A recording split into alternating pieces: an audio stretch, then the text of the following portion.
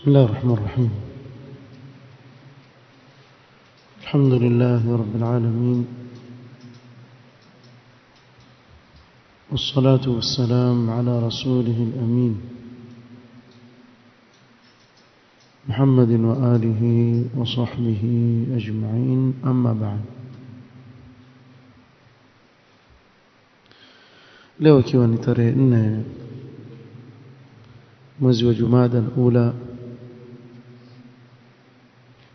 mwaka wa 1446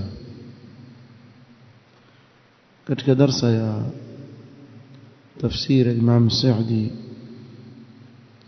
rahimahullah ta'ala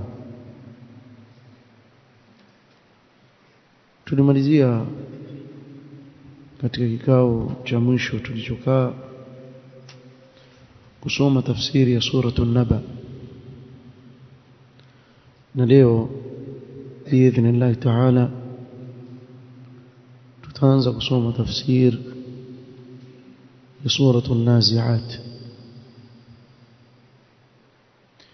يقول الله سبحانه وتعالى: والنازعات غرقا والنازعات غرقا. نأبا وملائكة wavutao kwa nguvu roho za watu waovu. Wanashitati nashta, na naapa kwa malaika wanaotoa roho za watu wema kwa upole. Wasabihati sabha,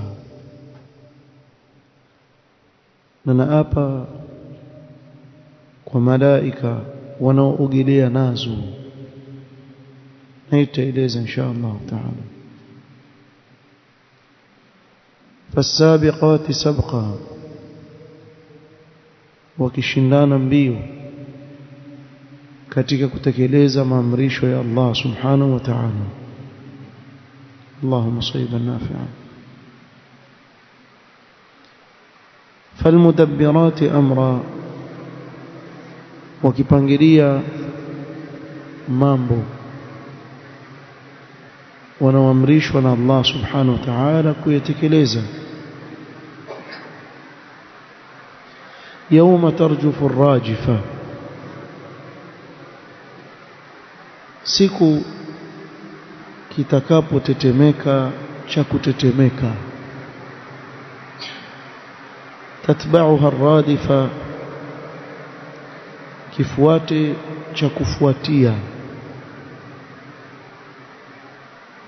Qulubun yawma idhin wajifa, siku hiyo nyoyo zitapiga kwa kasi. Absaruha khashi'a, macho yatainama chini. Yaquluna a inna lamarduduna fil hafira, sasa hapa duniani wanasema eti kweli tutarudishwa kwenye hali ya kwanza. Aidha kunna idhaman nakhira, hata tukiwa mifupa iliyo ndani yake. Qalu tilka idhan karratun khasira, wanasema basi marejeo hayo ni yenye khasara. Fa inma hiya zajratun wahida, kwa hakika hayo ni ukelele mmoja tu. Fa idhahum bisahira, mara watakuwa kwenye uwanja wa mkutano. Mara nyingi huzungumzia kuwa huwezi kuijua tafsiri ya Qur'an kwa kusoma tarjama. Lau kama kwa mfano mtu atasoma hapa katika hii aya, tatba'uha ar-radifa, kifuate cha kufuatia. Ndo nini sasa kifuate cha kufuatia? Unajua kitu gani chafuatia? Kwa usitegemee tarjama kuwa utaelewa Qur'ani. huwezi hata siku moja kuielewa Qur'ani kisawasawa kwa kusoma tarjama ya Kiswahili. Kuna baadhi ya watu fikiria nikisoma Kiarabu na hapa Kiswahili ndio nishaelewa tafsiri ya Qur'an. La. Sasa tusikilize tafsiri, utaona yale maelezo tofauti kabisa, lakini tueleza hii tarjama. Ndio maana kuna haja katika hii tarjama kidogo kueleza maelezo yanayofanya mtu akaelewa maana yake nini, kifuate cha kufuatia. Ndio kipi hicho? Fasabiqati sabqa, wakishindana mbio, yani malaika washindana. So mtu akisoma hivi Kiswahili, malaika washindana mbio, katika akili ya mtu asielewa aweza kufikiria kuna mashindano, malaika wapangana kisha watifuka mbio. Sio maana yake. Kwa kuna haja kwa yule anayesoma tarjama asome tafsiri ya Qur'an ndio apate kuelewa, lakini kwa tarjama peke yake huwezi kuelewa. mwanzo kabisa هذه السورة مكية بإجماع العلماء. سورة النازعات ni sura katika zile zinazojulikana kama as-suwarul makkiyah, nao ni sura zilizoshuka kabla ya hijra, wakati mtume sallallahu alaihi wasallam hajafanya hijra kwenda Madina. Na tuliwahi kugusia huko nyuma tofauti ya as-suwarul makkiyah wal madaniyah. Sura ikiitwa ni makkiyah maana yake imeshuka kabla ya hijra, sio maana yake imeshuka Makkah. Yawezekana imeshuka nje ya Makkah lakini kabla ya hijra. Na tukisema as-suwarul madaniyah maana yake ni zile sura zilizoshuka baada ya hijra, sio maana yake ni lazima ile sura iwe imeshuka Madina, la, bali yawezekana kwa mtume sallallahu alaihi wasallam alikuwa nje ya Madina ile sura ikishuka, lakini bado itaitwa nini? Madaniyah, sababu imeshuka baada ya hijra. Kama ilivyo sura zinazoshuka kabla ya hijra al-makkiyah, yaruddu Allah azza wa jalla ala al-kuffari asla kufrihim. Mara nyingi ukitizama katika zile sura zilizoshuka kabla ya hijra utakuta kuwa Allah subhanahu wa ta'ala mara nyingi awarudi makafiri na washirikina zile kufuru walizokuwa nazo, na huzungumzia mambo ya tauhid na yale yanayofungamana na itikadi. Na asli ya kufru ya wale waliomkufuru mtume Muhammad sallallahu alaihi wasallam na msingi wa upotofu waliokuwa nao ni kuwa nyoyo zao zilikuwa zimefungamana sana na dunia mpaka ikawaghuri na kuwashughulisha, wakawa hawajui chochote kuhusu akhira wala hawana haja na akhira, mpaka ikawapelekea wao kukanusha kuwa iko siku watafufuliwa mbele ya Allah subhanahu wa ta'ala na wataulizwa kwa matendo yao waliyofanya. Kwa Allah subhanahu wa ta'ala akafunguza suratul naziati kwa kuapa kwa malaika wake, wan naziati gharqa, akaanza kuapa na malaika, kisha akataja baadhi ya nyadhifa zao, yani kazi wanazozifanya hawa malaika. So malaika Allah subhanahu wa ta'ala amewapa nyadhifa mbalimbali. Wa inna lanahnu as-saffun wa inna lanahnu al-musabbihun. Kwa kuna malaika Allah awaumba kazi yao wao ni kurukuu, kama vile katika swala Allahu akbar kurukuu, waleta tasbih, wamsabbih Allah na kumtakasa Allah kuanzia waumbwe mpaka siku ya kiyama. Ameinama hivi, hanyanyuki, kazi yake ni kumsabih Allah peke yake. Na kuna malaika wameumbwa kazi yao ni kusujudu, wamsujudia Allah subhanahu wa ta'ala, wakimtakasa na kumsabih kuanzia aumbwe mpaka atakaposimamisha kiyama Allah subhanahu wa ta'ala. Hawachoki malaika, wameumbwa hawachoki wala yastahsirun. Yapite masiku yatakayopita, miaka itakayopita, asujudu hainuki tena pale. Na Mtume sallallahu alaihi wasallam katika kueleza ahwal za siku ya kiyama asema malaika aliyeumbwa akiwa amsujudia Allah subhanahu wa ta'ala, kinaposimama kiyama ataamrishwa na Allah kunyanyua kichwa chake. Akiona ile hali ya kiyama atasema subhanaka ma abadnaka haqqa ibadatik, hatuja kuabudu haki unavyostahili kuabudiwa. Na huyu ameumbwa mpaka kiyama fanya nini? Asujudu, hana kazi nyingine, ni ibada tu. Kwa hivyo Allah akaapa na malaika na baadhi ya nyadhifa zao na kazi zao. Na Allah subhanahu wa ta'ala al-azim yuqsimu bima shaa, yeye huapa kwa kile anachokitaka katika viumbe vyake, au akaapa kwa nafsi yake mwenyewe tukufu, kwa dhati yake tukufu. Lakini viumbe vyake haijuzu kwa wao kuapa isipokuwa kwa jina la nani? Allah subhanahu wa ta'ala. Mimi na wewe tukitaka kuapa ni lazima tuseme wallahi billahi tallahi, yani tuapa kwa jina la nani? La Allah subhanahu wa ta'ala. Na kama alivyokuwa kiapa Mtume sallallahu alaihi wasallam, walladhi nafsi biyadihi, hivyo aapa kwa nani?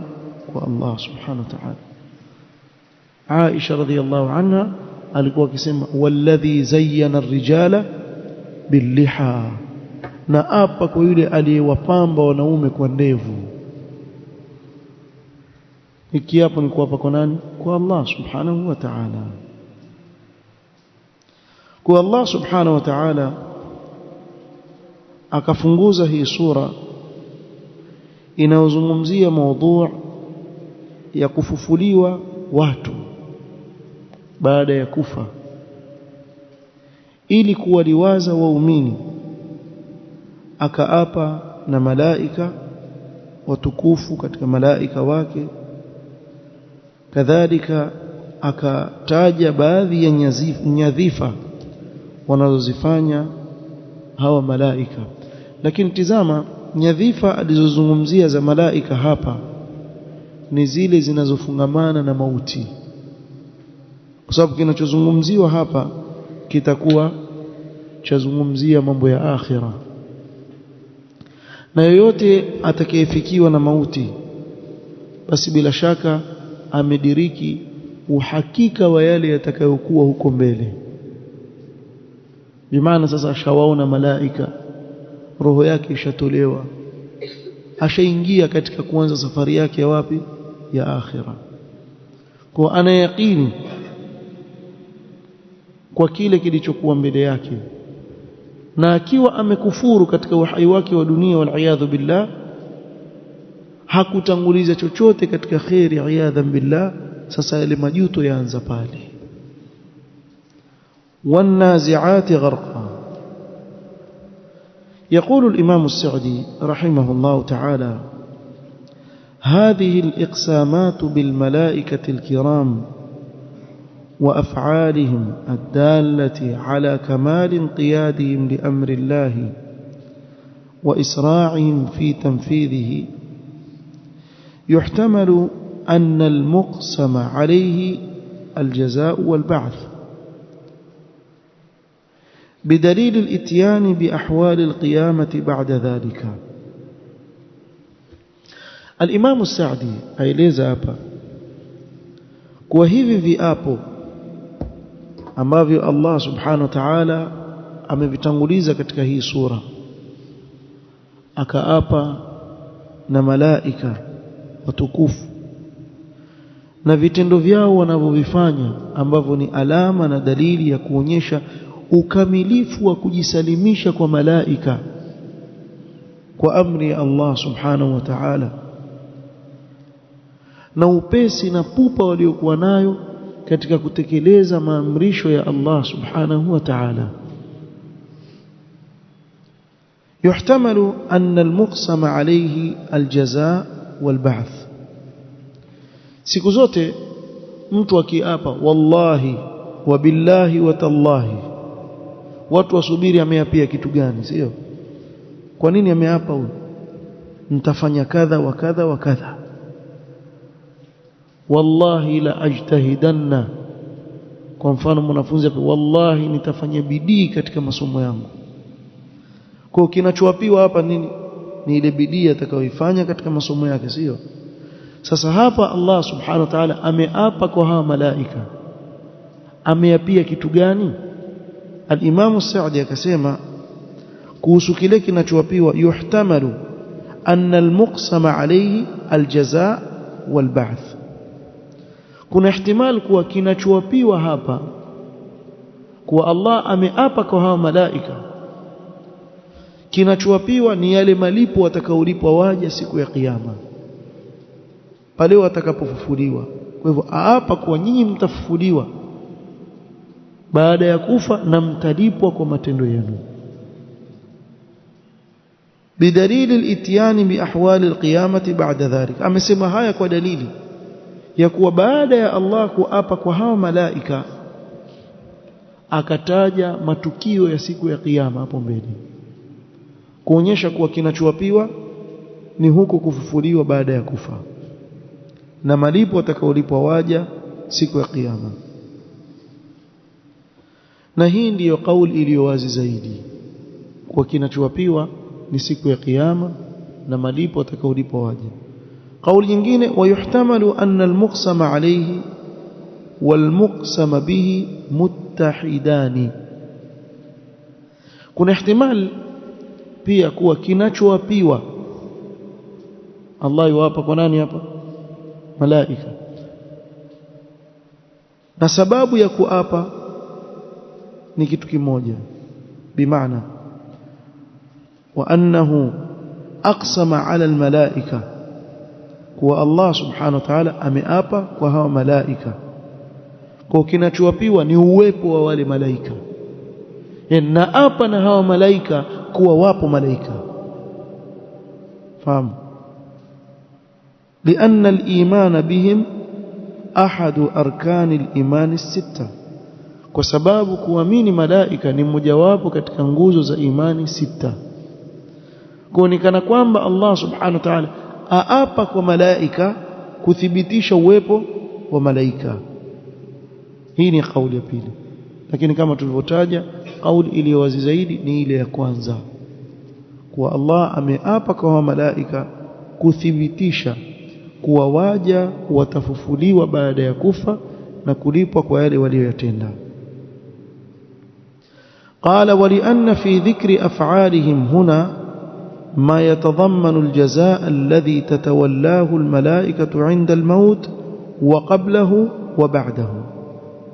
sababu katika kutaja matendo yao malaika hapa kumebeba ndani yake malipo ambayo huyasimamia malaika wakati mtu anapokufa, kabla yake na baada yake. Faqala wan-nazi'ati gharqa, wan-nazi'ati gharqa. Al-Imam Sa'di akieleza sema wa humul malaikatu allati tanzi'u al-arwaha biquwwa. Allah aapa kwa malaika wanaozitoa roho kwa nguvu, وتغرق في نزعها حتى تخرج الروح فتجازى بعملها. na hutumia nguvu nyingi sana katika kuitoa ile roho ili iende ikalipwe kwa matendo yake aliyoyafanya mja yule. Sasa hapa Allah subhanahu wa ta'ala mwanzo aapa kwa wale malaika wanaotoa roho za makafiri naz'an shadidan, kwa nguvu sana. Na haya Mtume sallallahu alaihi wasallam ameeleza kwa kina sana, na hii ni katika neema ya Uislamu. Sasa hivi kafiri yoyote ambaye hana imani haelewi chochote kinachofungamana na roho yake kutolewa na kule mbele kuna nini, na hii yatosheleza kumfanya akaishi maisha ya dhiki sana, hajui uko mbele kuna nini. Lakini sisi tuna neema kuwa haya maisha ya dunia tuelewa tunavyoyapeleka, tumeelekezwa, na kadhalika huwa vipi mja katika mauti yake, na baada ya kufa kwake kaburini huwa vipi, na baada ya kufufuliwa mpaka watu watakapoingia peponi, wa peponi sallallahu ja'alna minhum, na wa motoni iyadhan billah watakapoingia motoni. Kila kitu kimeelezwa. Nikizungumzia hilo,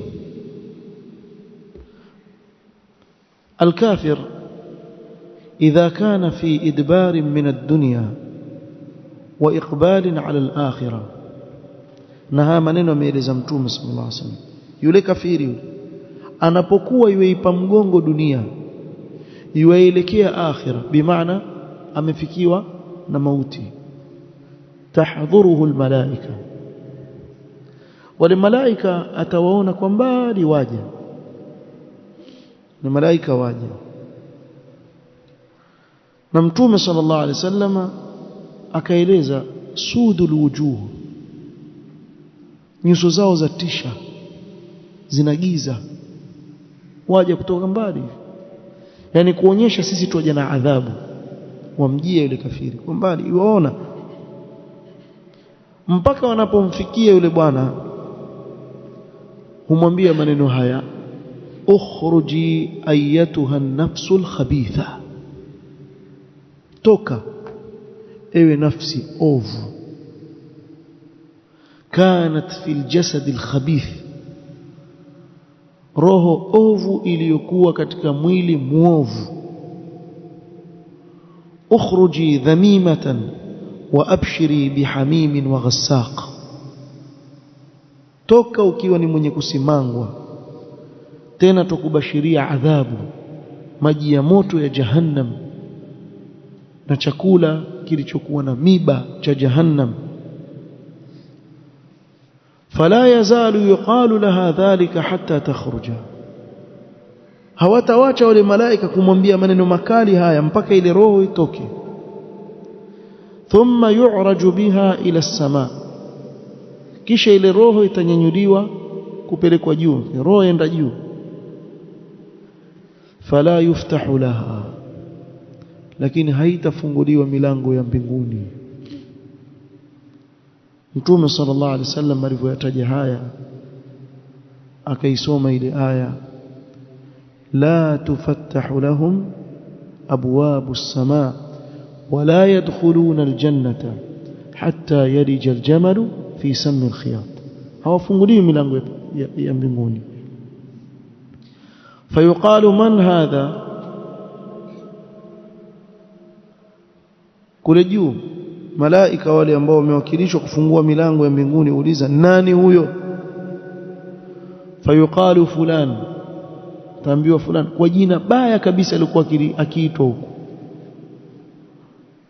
fayuqalu la marhaban bin nafsi al-khabitha, hakuna karibu bwana kwa nafsi ovu kama hii. kanat fil jasad al-khabith, iliyokuwa katika mwili muovu. irji'i dhamimatan fa innaha la tuftahu laki abwabu as-samaa, rudi huko ukiwa umesimangwa, haufunguliwi wewe milango ya mbinguni. fayursalu biha min as-samaa thumma tasiru ila al-qabr, kwa itatupwa ile roho chini mpaka kwenye kaburi lake. Kwa hii ndio itakuwa hali yake.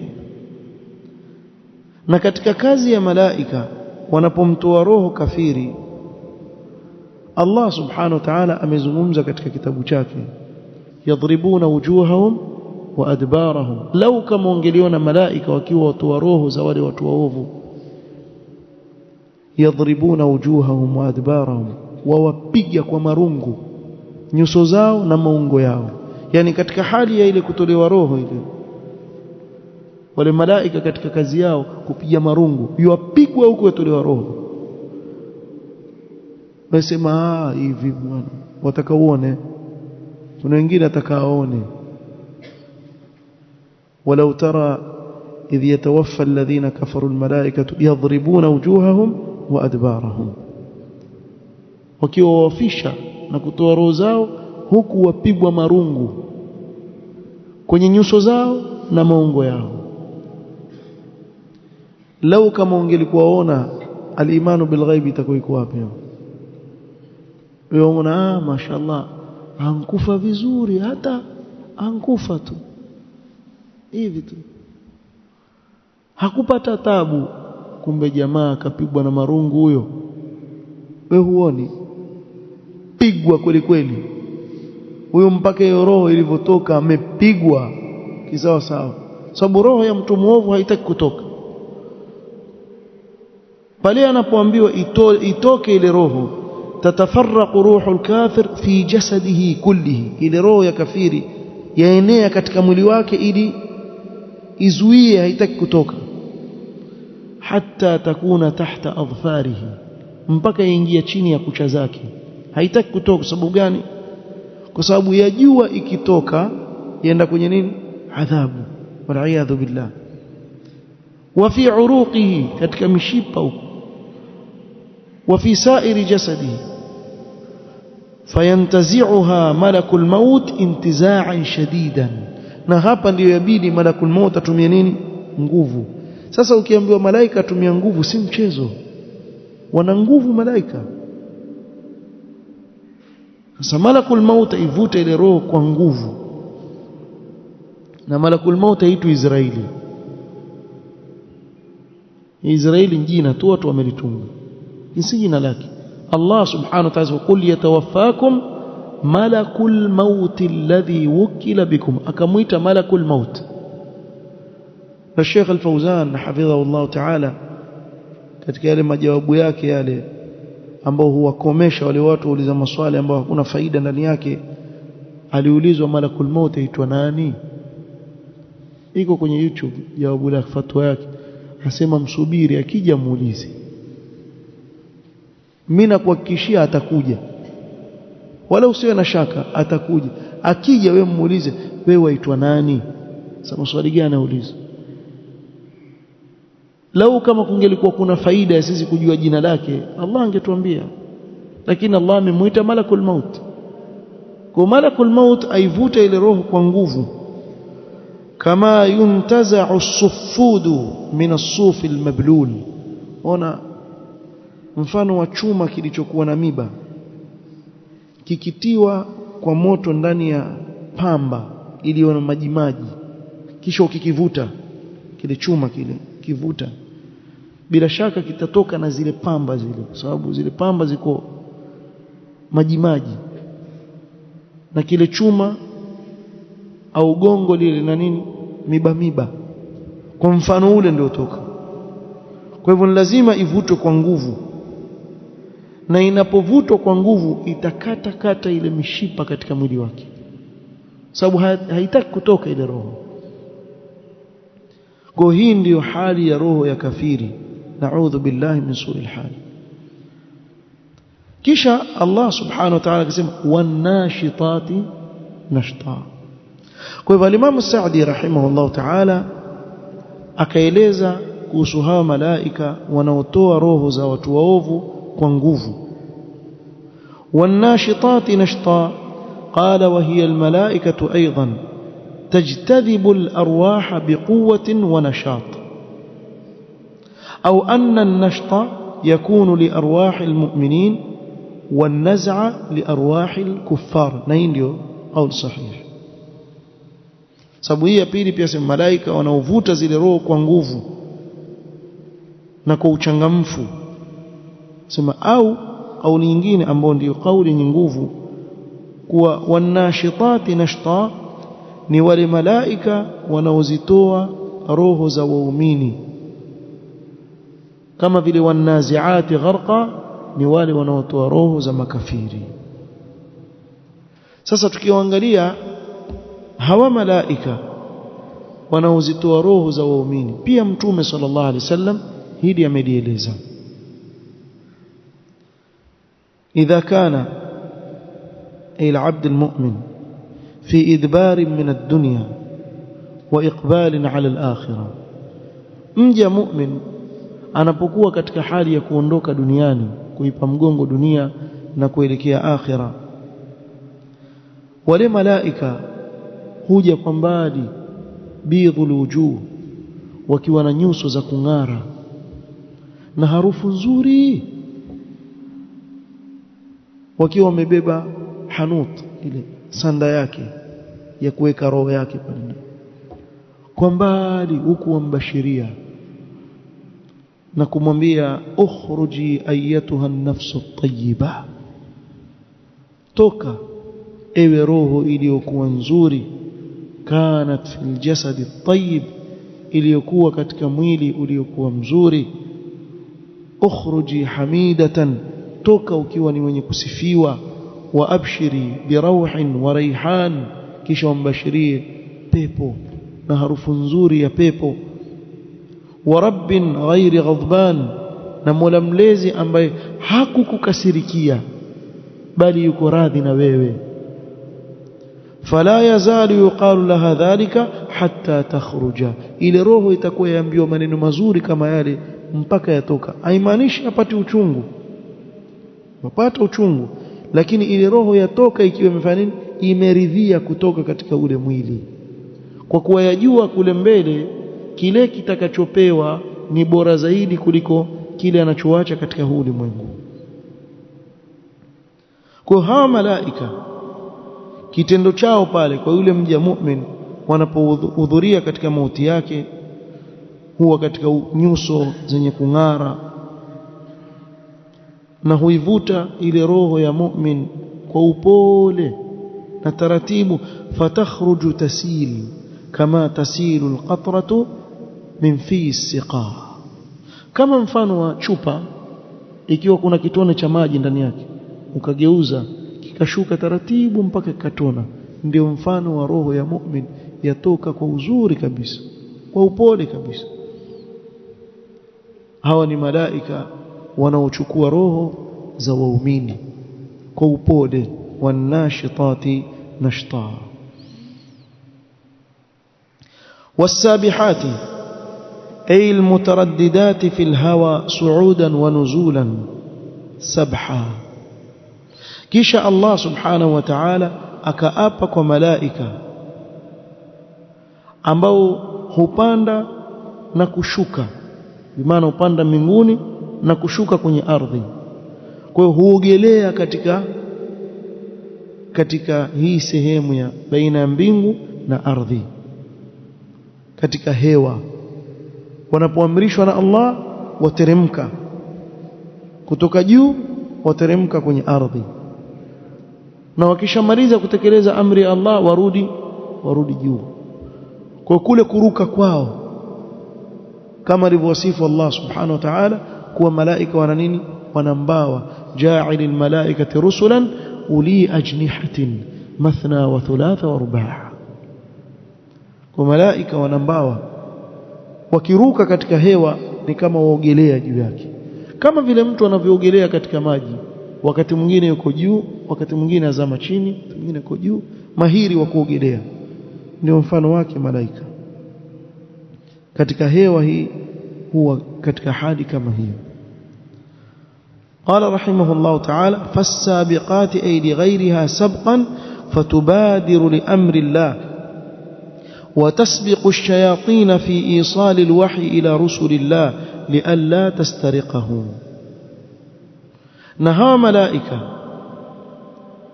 hushindana na kukimbilia na amri ya Allah subhanahu wa ta'ala, huwashinda mashaitani katika kufikisha ujumbe kwa mitume wa Allah alayhi salatu wassalam, ili wale majini wasije wakaiba ule ujumbe, sababu wao huiba zile habari kutoka juu. Sasa malaika huja mbio wakawatangulia kabla ya wao kusikia chochote, wakafikisha ule wahi kwa mitume wa Allah alayhi wassalatu wassalam. Na hivi ndivyo inavyokuwa hali yao. Kwa hivyo hawa ndio malaika kama alivyowasifu Allah subhanahu wa ta'ala, fasabiqati sabqa. Kwa ni wale malaika wanaoshindana na kukimbia katika kile walichoamrishwa na Allah subhanahu wa ta'ala. Kwa hivyo huenda haraka bila ya kuchelewa katika kutekeleza amri ya Allah subhanahu wa ta'ala.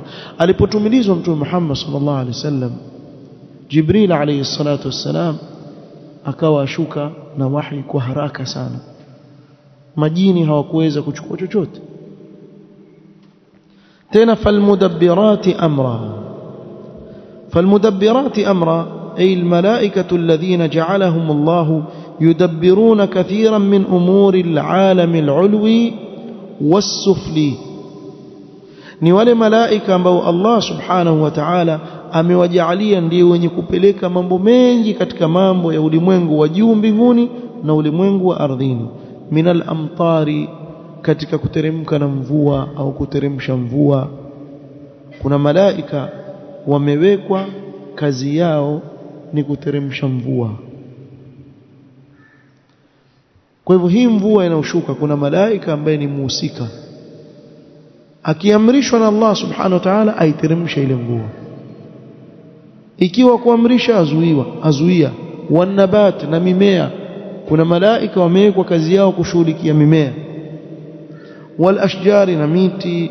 Wal riyahi, na upepo. Wal bihari, na bahari. Wal ajinna, na watoto katika matumbo ya mama zao. Wal hayawanat, na hayawani, wanyama mbalimbali. Wal jannati wan nar, na pepo na moto wa ghairi dhalika, na mingineo katika yale ambayo Allah subhanahu wa ta'ala amewapa kuwa ni nyadhifa zao. Lakini atakatufahamu kitu kimoja,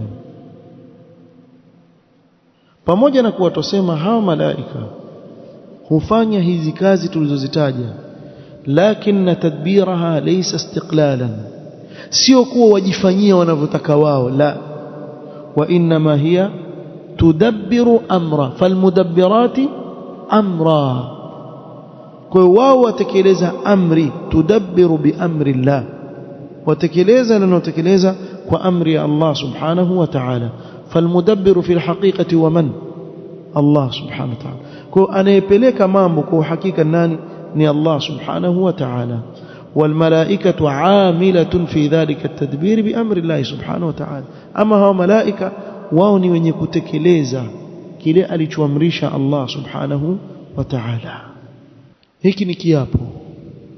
Tunachokisubiri nini? Jawabu. Kwa nini ameapa Allah subhanahu wa ta'ala?